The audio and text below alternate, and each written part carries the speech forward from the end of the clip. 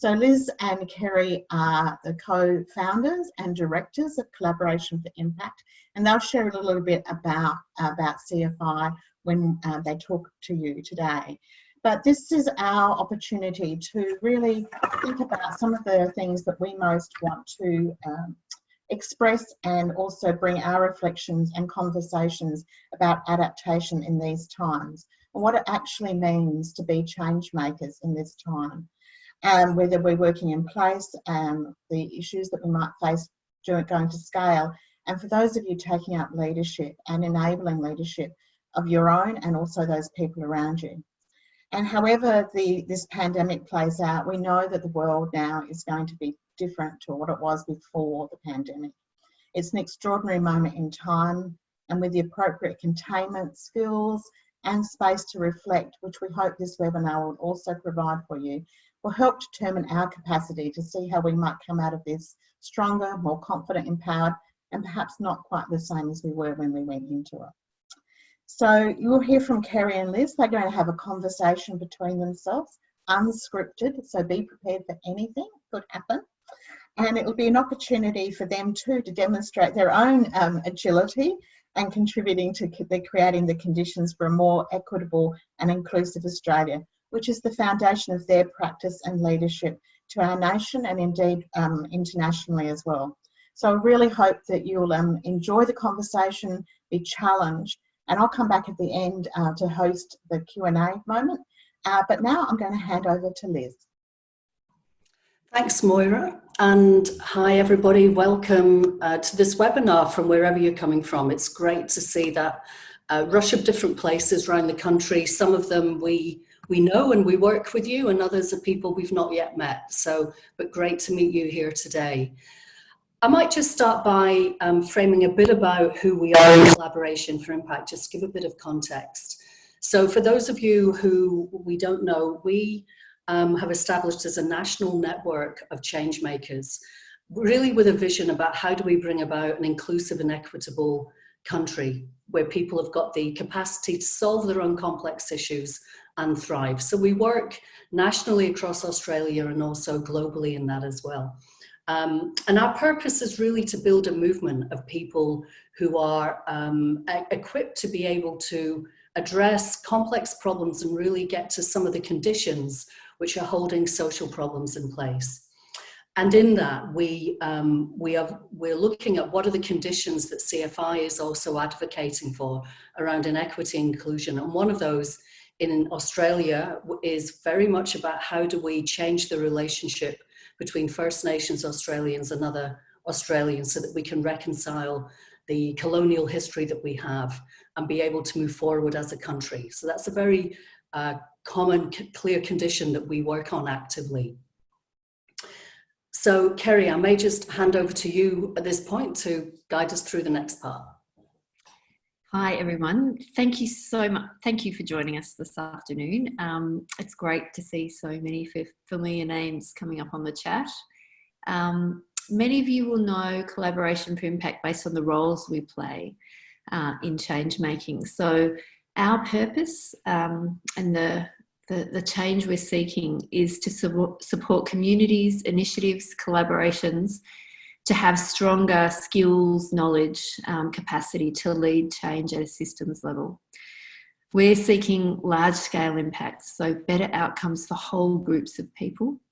And we do that by walking alongside initiatives. We take up roles as coaches, as facilitators, sometimes as trainers, often as advisors and brokers and critical friends. We walk across with initiatives over the long term, really helping hone how does community voice and community leadership shape the work, people closest to the challenges that are being grappled with, and how do we work together to create the type of change that we could never do on our own. That's our core business. We also increasingly are working to influence the conditions that are holding inequity and exclusion in place in Australia. So Liz just spoke about one of the conditions we feel fiercely passionate about, which is supporting First Nations leaders and other Australians to work better together to find new ways of working to really shift the conditions that are holding inequity in place for First Nations people. So we wanted to spend some time today, Liz and I, with you, knowing that that's, if you like, CFI's purpose and role. The lens we bring to the work is around systems change, around complexity, and particularly looking at what are the conditions that are holding complex problems in place. That's the lens we will speak from. So we thought, given COVID is reshaping all of our worlds, that we would spend a bit of time just sharing what we're seeing from the role we play, what we're seeing globally in Australia, and most importantly, what we're seeing and learning from the initiatives we support. So, I mean, obviously we're looking at and sharing our observations today from that lens of how are we seeing people grapple with complex problems, and particularly one of the other lenses we bring is around adaptive leadership. What's the kind of leadership that's being called for as we are grappling with complex problems in Australia and globally? And so maybe to kick off, and you know, I'm sure that if we were all together, this would be a really vibrant conversation, to share some of the patterns that we're seeing. And one of the key things that we've noticed particularly is, if we think about, we're hearing a lot that where everyone's adapting, we're in adaptation. And what we've learned, I guess, about adaptation is that as human beings, we do adapt. We adapt well or we die. But often, whether that's a positive outcome for the whole of society or only for one part of that, is dictated by where the most dominant voices are and the most dominant forces. So what we're interested in is how can we use this opportunity of COVID to adapt in a way that gets positive outcomes for everybody and around some of our toughest complex issues, and particularly to address the big and increasing gap that we're seeing around inequity and exclusion. So, you know, we're seeing quite a bit playing out there around the expectations we have on those in leadership roles at this time to lead. And, you know, we've got complete ends of the spectrum on that, from what's happening in the US and Donald Trump, where the leadership is very much kind of divide and conquer and avoid the immediate crisis that's there, compared to, you know, Jacinta Ardern that we're holding up at the other end of the spectrum. I guess whoever it is that occupies those roles, what we often are calling for, and, you know, the work that we're doing is to think about how do we actually look at these as behaviors rather than people and styles. So there's still that call for hero leadership at this time. And actually what we're seeing is probably the converse to that, in what we're seeing on the ground, is around a practice of leadership that many different people are stepping into. So I think there's a particular work we can do as a field to start to kind of disrupt that idea about we don't need more heroes. What we do need is a practice and a way of working that allows people to take up different leadership roles. So on that, I think, you know, we're seeing that immediate response to crisis. And what does good leadership look like on complex issues when we're in crisis? And some really clear things around where there's clear direction giving, there's meaning making, but also empathy. And, you know, we've had Jacinta Ardern really emulate that in New Zealand. I know we've got a few folk on from New Zealand, and everybody wants to be there at the moment because of that kind of leadership. But the ability to be very clear and direct, even when we don't know what to do, and hold some authority behind that, but do that in a way that is empathizing with, you know, what it is that we're going through right now and the kind of impact that that's having, whilst also framing the adaptive questions for us about how do we figure this out together. So I guess that's my take on a broader view. And Kerry, what are you seeing more locally in Australia? So we've seen in Australia, as many of us on the call will be observing ourselves or participating in ourselves, we've seen a really dramatic change. This is a COVID, and especially COVID on the back of bushfires, has really shown us what external shocks to the system can do to enable quite dramatic shifts in the system. And so in some ways, shifts that we've been calling for quite some time. So in Australia, we, only barely 3 months ago, our political leadership was highly polarised. The types of behaviours that seemed rewarded were a contest of ideas, even personalising the other in very negative ways. So what COVID has brought about is this radical shift, actually, in the way we see political leadership taken up. We see collaboration happening across what has been previously very polarised political parties. We're seeing that happening between sectors. So I'm not sure, people are saying not sure since the war have we seen people pull together in such concerted ways for a shared purpose. So government leadership, corporate leadership coming up very early around COVID. But most extraordinarily is people aligning to a shared agenda from a community and citizen level. It's where we've seen these extraordinary stories of community mobilisation, community empathy, community support. It really did show up very, very early that you can have an effective public service response, but it actually can only go so far, and what's needed is a equally effective citizen and community response. And it's in that nexus of strong public service aligned to community need and a strong and activated community that we saw the ability to flatten the curve very, very quickly. So there's a moment to sort of catch our breath as a country and be thankful for what's happened, but also acknowledge that that's a radical shift. And has it been in place long enough for the behaviours to be sticky? So many people in the public discourse are now questioning, okay, we've done a good job as a country, and lots of parts of the country have pulled together to create that really important positive outcome. But what does it mean for us now? Are we about to, as a country, revert back to what we were, which includes leadership that's polarised and a contest of ideas? Or are we about to capitalise on this moment and say, look what happens when people across sectors, across diversity pull together for a common good? And what about this are we going to take forward? And where we're seeing that, that whole adage that the new system is already with us, it's just not evenly distributed. We're seeing that cross-sectoral collaboration aligned to really important shared goals already happening in Australia, and it's been led at a place level. In addition to what's happened to COVID, but for many years now at the place level, this way of working is being exemplified. So we wanted to share what we're seeing at that level, both historically, but also in relation to COVID. Liz, what are you seeing there? Well, I think there's something interesting what you've just said about that pattern about in Australia what we do when there is a crisis.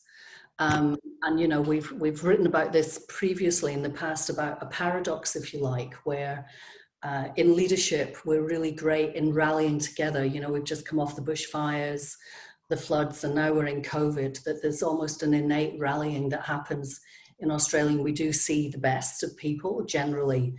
And yet at the other side of that is most of the time, and a large proportion of the population are living with a lot of prosperity and abundance. So that there has been patterns that we've seen in the past that actually, how do we take that up when there isn't a crisis anymore, or when we're emerging from crisis? We very quickly see that snap back often. And some of those behaviours and ways of working maybe don't linger. And herein lies the opportunity. Some of the patterns that we're seeing from the vantage point we've got has been around that place-based local leadership that, Kerry, you've just referred to, but also, a questioning and a calling about when we do get top-down leadership. So, when we have had government or philanthropy frame what they think the challenges are, and then try and rally and mobilize people from a government-led agenda that often doesn't lead to sustainable outcomes to really address some of those issues. It can end up just in a kind of programmatic outcome, but doesn't really address the root causes. And at the same time, when we completely hand over all of autonomy and decision making to communities, we've seen that that also leaves communities floundering, that we need, that there needs to be enablers and support there to enable that work, but not to direct it. So I think, again, we're hearing a calling more for that. And that's been led a lot by, you know, even at a local level, like where I live in Sydney, that in an area that there's pockets of mobilization, that there's people are looking for, where can I help or assist? And that's people who've got resources and capacity to do that. And I think it's really important to kind of name that for many people, they're in survival mode at the moment and grappling with, you know, how do we actually get by day to day? But there is a questioning and a calling and a yearning around, how do I use the resources I've got in my organization and others, when we've been able to get our head above survival mode. And clear, you know, in a lot of the conversations we've been having in Collaboration for Impact, that's really been a common theme. And I think one of the things that's important to say as well is that for a lot of First Nations communities, they have a learned inherent, there's a resilience there learned over years of being in complex problems, finding ways to solve problems that actually Australia can be tapping into at this time, and going, how do we build on, leverage and support that kind of spirit of resilience of people who are going, there's a large people in the population who've seen these challenges before in different ways, maybe not by a pandemic, but having to do that adaptation all the time. And in a way, it may be a sense of everybody else is now catching up to be able to see this reality that's playing out. So it is showing up in some patterns and disruptions that we're seeing, where a lot of the social problems are being magnified for those who are most impacted by them. And I'm just going to interrupt that flow for a moment. There's a couple of people asking questions about something quite specific around place. If you could give some examples of what that actually kind of really means and looks like on the ground, and that contrast between what Liz is saying at that macro level and also, Kerry, what you've been talking about at the community level. Absolutely. So when we think about what COVID in a way has done, it's laid inequity bare in Australia, and so that inequity is showing up in many different ways. You know, if you like, all the faces of inequity are now clear. But one of the things that we're noticing, and to get quite specific here, is there are a cohort of communities across Australia who for many years now have been mobilising to say that, you know, they want more control over the decisions that affect their people, their families, their children in their place. And they have been building, there's many names for it, but let's call it sort of collaboration infrastructure. So they've been building mechanisms to bring people together who have diverse views, to really hear the voice of those that are not often heard, or in fact not heard at all. So to really listen, if you like, to the margins of the system and ensure that those voices become central. And they have developed skills, processes, capabilities to work with that diversity of views, find solutions, find common ground, test new ways of working or new activities, and really drive incremental long-term change towards better outcomes for people. And what COVID really has shown is that it doesn't really matter whether your community over the last 5-10 years has mobilised around little children or environmental change, or in fact homelessness or employment. If you've built that type of infrastructure, that civic infrastructure in your place, then what we're noticing is that those places are moving through COVID with greater certainty in the midst of uncertainty. So what that looks like is they already have relationships and trust, many leaders who can stabilise the system when it goes into crisis through good communications, access to credible information, support locally. They can mobilise local resources very quickly to get emotional and practical support to people who are for whom COVID is making their vulnerabilities even more acute.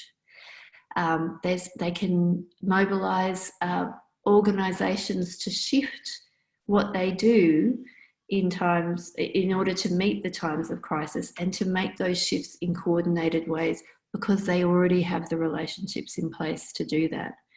So the stabilisation that crisis requires, the first responses, both emotional and practical, that crisis requires, the constant information flow that helps people feel to a degree more certain within the uncertainties. All of these things seem to be happening better, faster, in places where they have collaboration infrastructure. So what we're seeing, the learnings are that investment in community infrastructure and civic infrastructure is an investment in a more resilient country. And what we're noticing is those communities, for whatever reason, their own incredible leadership and gumption, they've managed to mobilise people and money to sustain that work, are faring better than those communities that haven't. They may have the desire to work that way, but they haven't been able to mobilise the resources, or they're still building readiness locally to work that way. That for those communities, COVID is a much harder adaptation to go through, because they don't have the infrastructure, that civic infrastructure, to stabilise and support them. That's definitely one of the big things we're seeing. Liz, you're seeing other perspectives on this same thing. I think it's more in what you're saying. I'm thinking, what does it mean then for the roles, and also, you know, what are we seeing in the roles of people whose job it is, or communities who are trying to then lead change. So, you know, in many ways in Australia, we've now moved past that initial response to crisis, and we've seen, you know, as a country as a whole, we've done that pretty well. But if we're now turning our gaze to how do we leverage this, how do we hold people through the adaptation and the uncertainty that we're in, because we don't know what this next stage is going to look like. We don't know if it's going to get worse or better. And I think, like you say, a lot of the vulnerabilities that are there are also where there's deep inequity. That part is going to be amplified even more. And that's certainly what we're seeing, is that the normal concerns that are there and tensions are amplified as we start to work with it. So thinking about it from the perspective of us in the field, or sectors who are responsible for leading that change, I think there's a number of things that we're thinking about at the moment and working with the communities we support on, which are around, as we're coming out of crisis, working with what adaptation looks like now moving through. So we're always considering 3 core questions in adaptation. And, you know, if we listen carefully in adaptive leadership, they talk about the song beneath the words that people are advocating for, which is, what is it that we've got to really conserve and protect at the moment that is really core to who we are? And if you can hear that at a national level playing out, you know, what are the things that we've got to keep on doing in our communities because they provide that fabric and resilience? And actually, what ways of thinking or working are no longer helpful given the reality that we're now in, that there may be some things we need to stop, like a lot of the coming together face-to-face ways of convening, which, you know, as you say, Kerry, a lot of this has been built up by where there's a collaborative infrastructure already. So how we come together and how we collaborate now is looking very different. And of course, that's showing up in equity, where if people don't have access to technology, then we've got to find different ways to convene and keep that connection going, so that then communities can mobilize as a whole. So what's the innovation that's needed, both at a national level, policy level, funding level, but also what does it look like on the ground? And we know that that's driven by context. So one of the things that we're seeing is people taking up a role of, if you like, needing to be the container for that adaptation. And we also know that when that doesn't happen, when people don't think really carefully about how are we going to help survive COVID and everything that does and how it impacts, but also how are we going to leverage it to be able to look at some of the complex issues, that when we don't have that container where it may be us that we're containing people through it, it's often where any collaboration or change processes can fall over. So let's get into this bit a little bit further, Liz, because talking about a container, I think it might be helpful for us to talk about what do we mean when we say container, and what are some examples of it. So things that come to mind when we talk about the container that's needed for adaptation is who are the people that are convening? Do they have enough neutrality? Are they trusted? Do the processes that happen when people are brought together, are they inclusive? Are they generative of ideas? Are they good uses of people's time? Are the processes themselves looking to address the conditions of inequity and exclusion?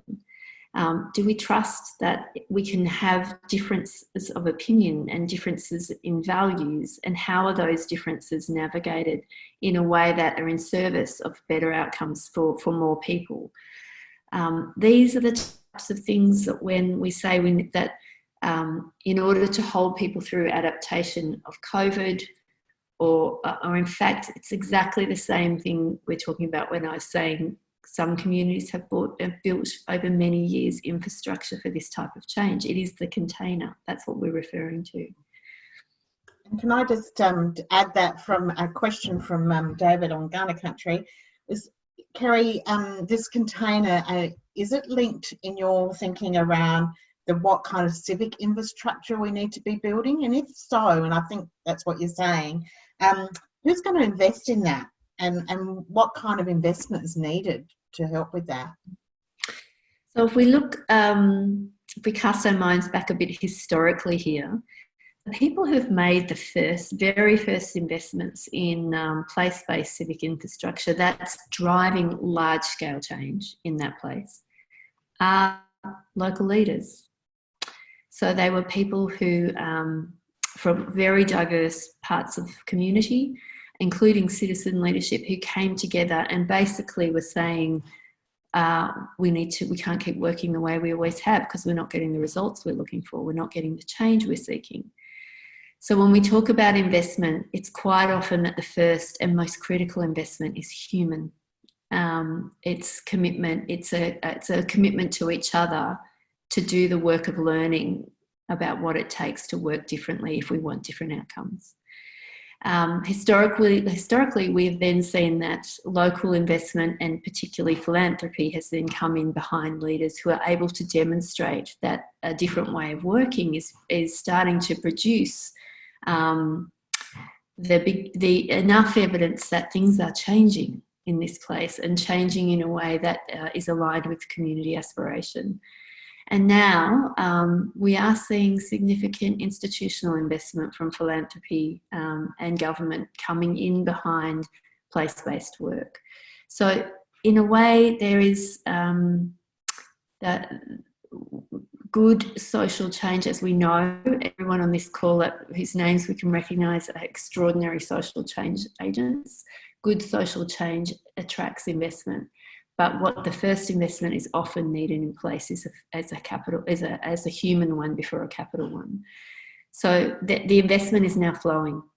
So how can we enable more human investment in more communities who are feeling the vulnerability or the lack of this type of civic infrastructure or the container for change that other communities have already built? And just to build on that, Kerry, I guess that there's both an opportunity and a challenge here, is that we have seen investments start to flow into this type of place-based work, containment for that, to generate the infrastructure that's needed. However, because of COVID coming in, where a lot of that funding will now potentially, we don't know, but be channeled to cover some of the cost of what's been happening.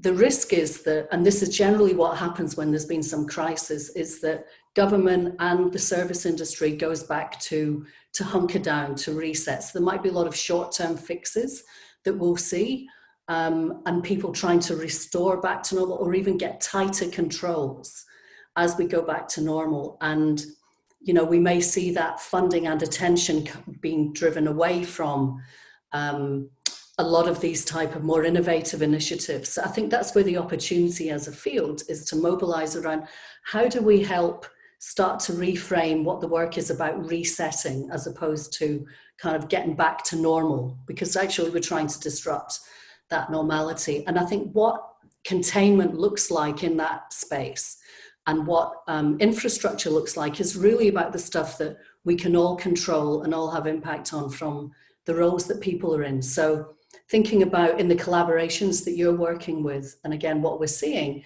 is to be able to get people to focus on the disagreement. So at a organizational level or collaboration level, not the people or the issues. That the temptation at the moment to blame or scapegoat or look outward is very strong as we're trying to grapple with it. So keeping the focus there, but understanding that underneath this adaptation is this competing loyalties, there's competing commitments. We're hearing a lot about the why to change now and the what. Like there's a whole wish list that people have and policy ideas coming up. What we've not been focusing on too much is the how. And it's in the how we adapt and create new ways by making sure they're inclusive, that I think it's in the practice of being adapted that we're going to be able to bring the innovation about. And Moira. Yeah, Kerry and Liz, I'm wondering if that's perfect, a segue to one of these questions, which is about, you know, can you give us a few examples of actually what that looks like how to, in your practice, like how do you do your job when there is that conflict around, when you're trying to hold the space neutrally and understand what's going to work? Mm. So I think just building on, and you know, what I was saying about the container, I think the important thing again is to help people see what's the nature of the challenge that we're trying to address. So where there's the technical work that particularly at these times of great uncertainty needs to get done, that particularly if we've got some authority, what it looks like is protecting the rest of the system from a lot of those forces, maybe about uncertainty of funding or whatever, so people can get on and keep business as usual going, while at the same time framing the adaptive work that we've all got to do together. And I think the tendency is at these times is that the distress is so high that people will be looking to those in roles and leadership roles to guide the way through and have the answers, when of course nobody can. So creating spaces and places to have those dialogues where you are deliberately inviting in and trying to surface some of the disagreement, the issues, but again, keeping it about the issues. And speaking to, you know, what is the potential loss that people are, even if it's not obvious and it may not be something explicit, but often it's loss of identity or ways of working or beliefs. Particularly, you know, if we're asking people to work quite differently, feeling competent, you know, suddenly we're all feeling a bit incompetent, certainly doing everything online is bringing that out for me. How do we speak to that loss as we go through, as well as very real loss about work, and at the same time make lots of different adaptations and step back and go, okay, we're going to try things, but we're going to experiment. So having micro experiments that we learn from, increasing the information flow, not just about what's happening, but around the challenges that we're facing. And I think core to adaptation, and it's often overlooked, because in adaptation, we tend to look for what's the new stuff that we need to do. And actually critical is engaging everybody and being able to discern and preserve what is essential right now, what's essential to who we are in the communities that we're in, that we don't want to lose as we're going through this.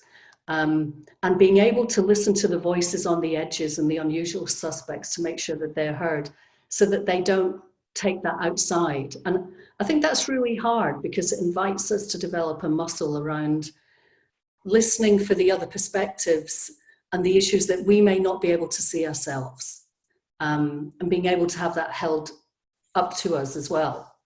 I'm thinking, Kerry, do you want to share anything about, you know, the roles we're in and what we've had to adapt through this as well? So knowing that every organisation, every individual is going through sort of their own adaptation at the moment, there are some things that we've been doing within CFI to walk our own talk when it comes to responding to COVID. So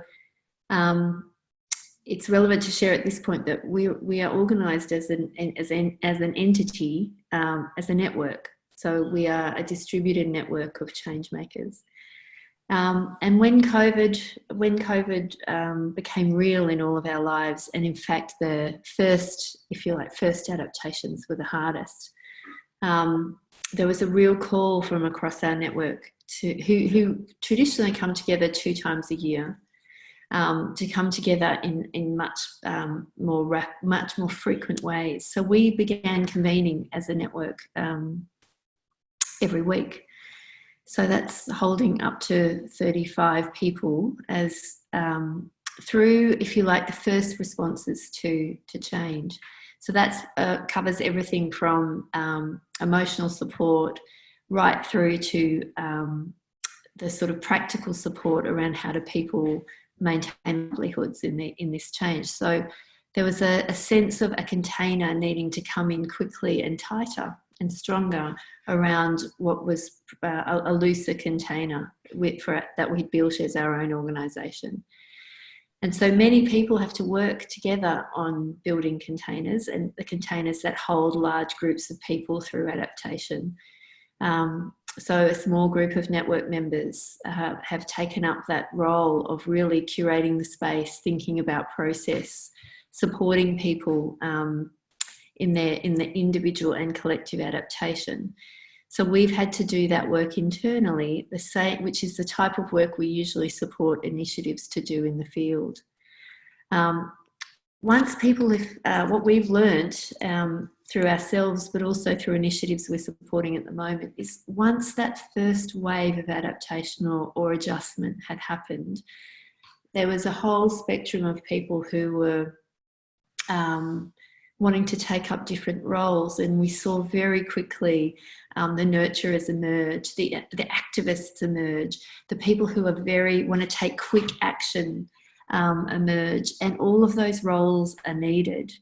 But the risk here is that those roles can dissipate into, if you like, in ways that aren't going to drive change for the whole, for the whole together. So in our case, our whole network, but in other cases, whole community.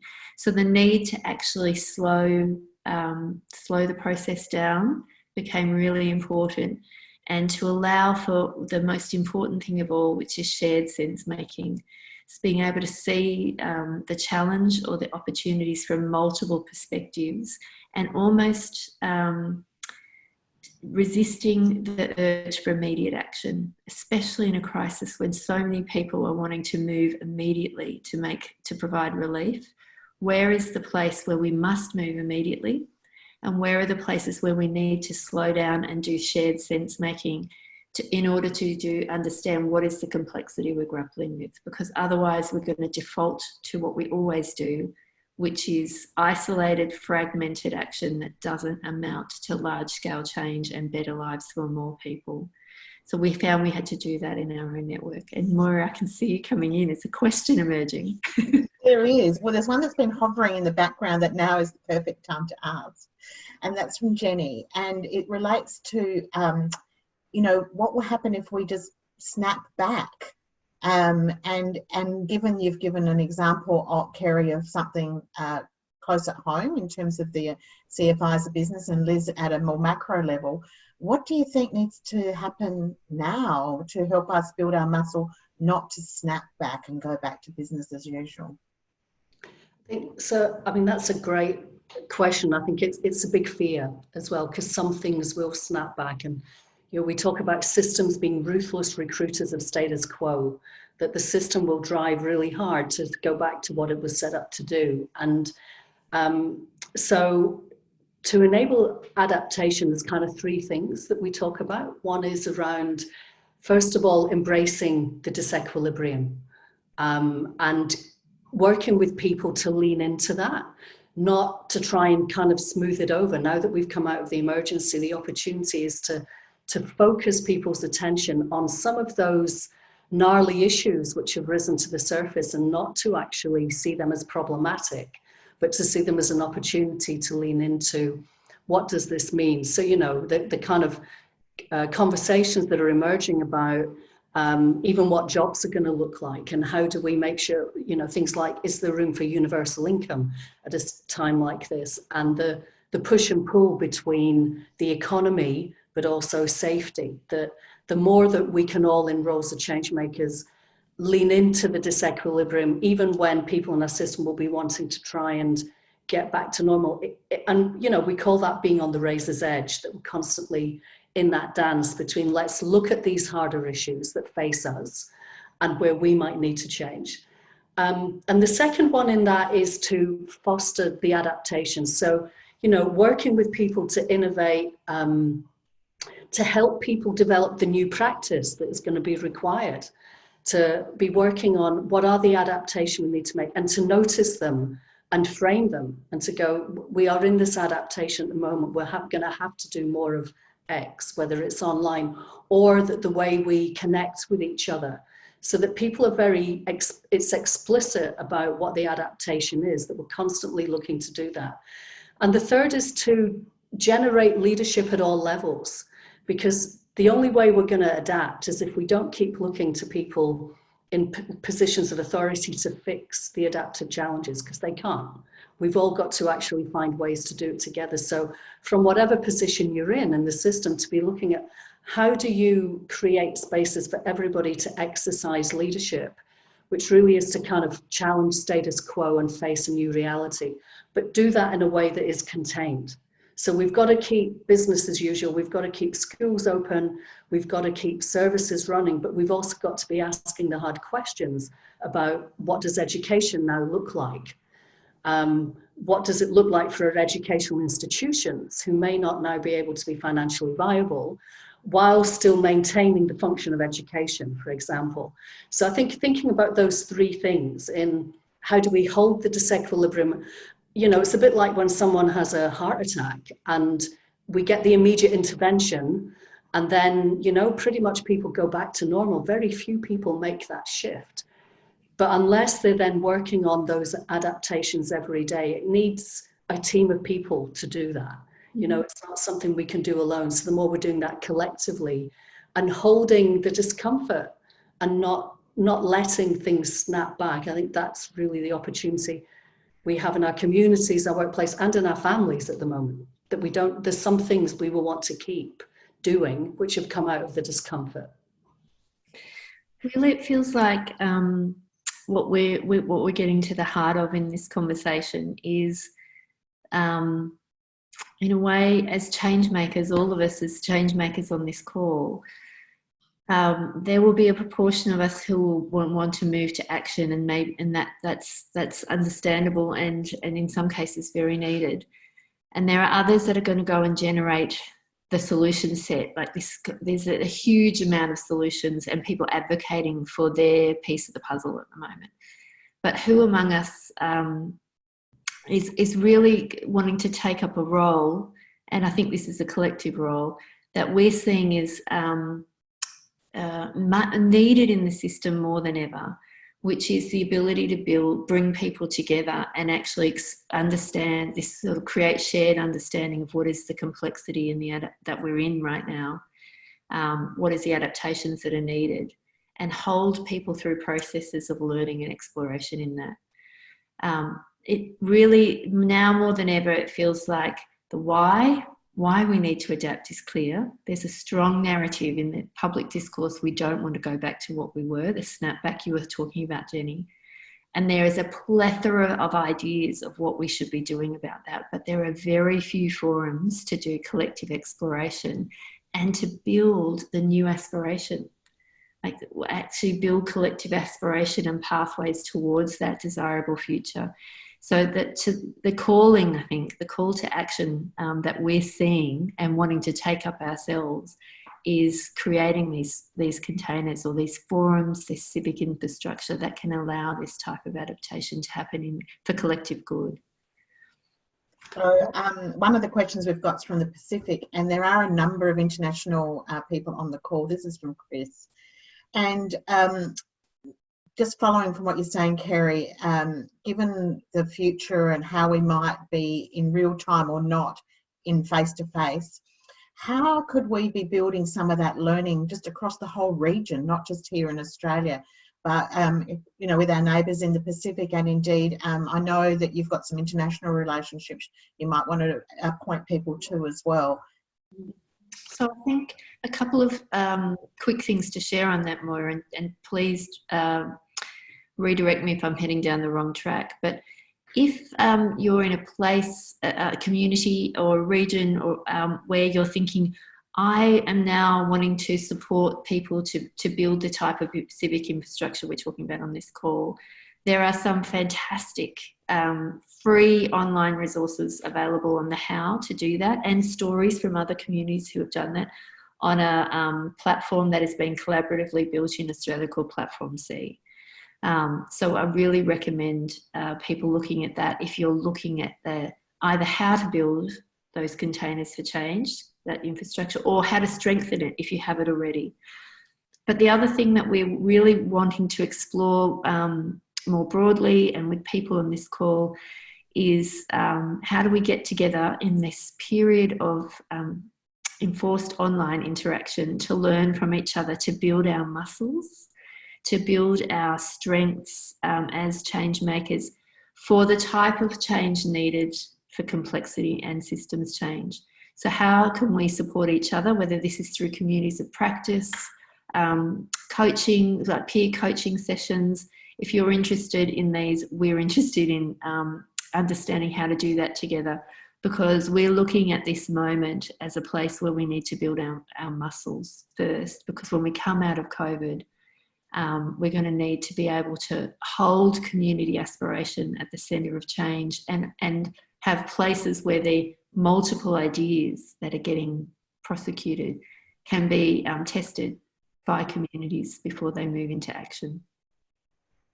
Liz, do you want to add anything to that from our friends in North America that I know that you've been connecting with? Yeah, I mean, there's partners of ours working. Tamarack is an obvious one who we've learned and worked with, who's been in the field for a long time around how do we generate community-led solutions. And they've got a lot of resources on their website. There's also the Collective Impact Forum, who have a whole load of tools and resources to learn into.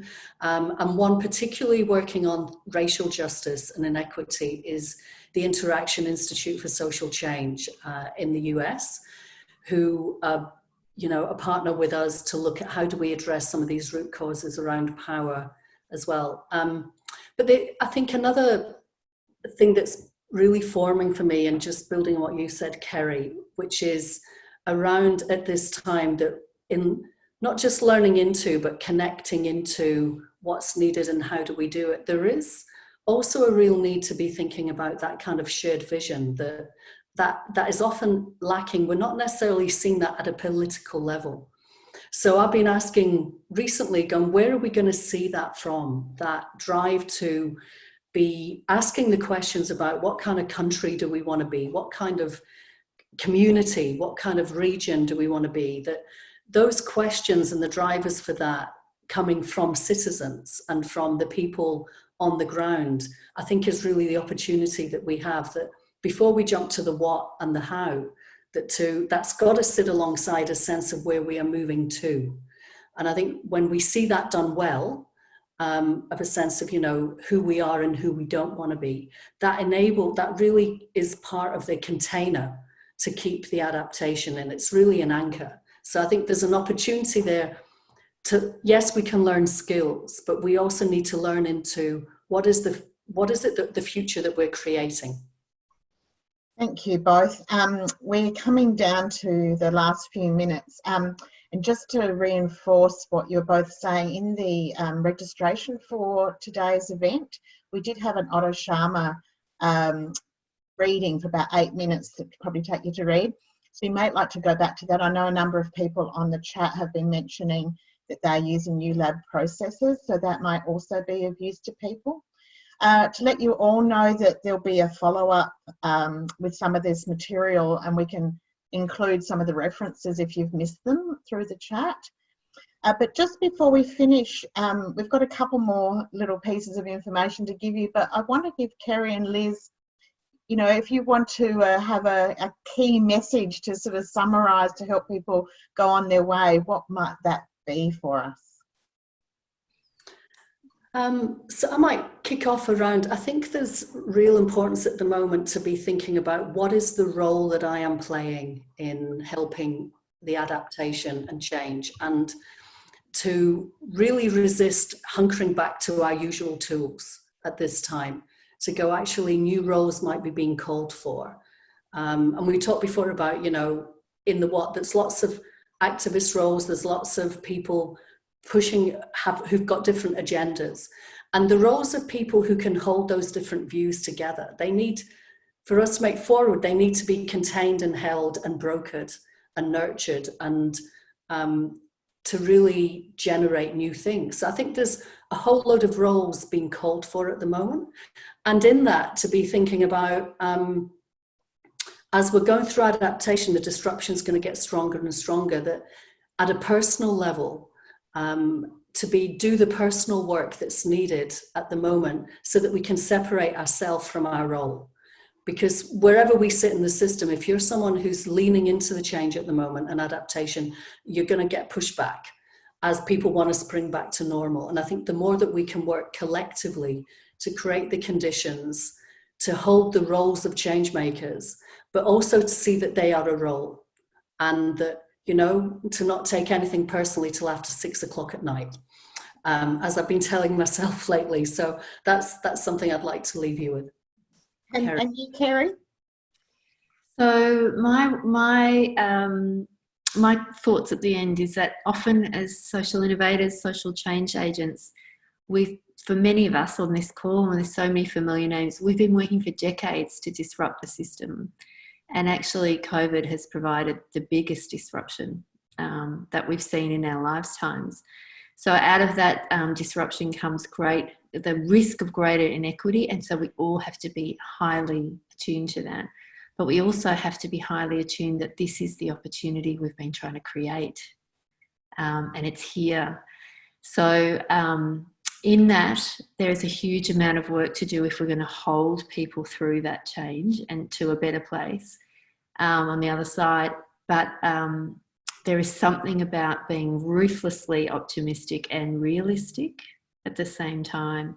And there is something also there for me about holding people through adaptation in highly complex environments where we're seeking for large-scale change, not programmatic solutions, but systems change, means you come under a great deal of scrutiny, and there's a strong need for self-care. So finding times to step out of that role and put that role down, get some relief from that role, I think is critical for us at the moment. And the other one is find your wise counsels. Who are the people you turn to who are, if you like, out of the fire that you're in, or the fire that you're holding, this equilibrium that allows for change? Who are those people away from that who can really support you with the things you need to remain both optimistic, relentlessly optimistic, yet realistic in these moments? Because we need to be grounded in this amount of change that's going on.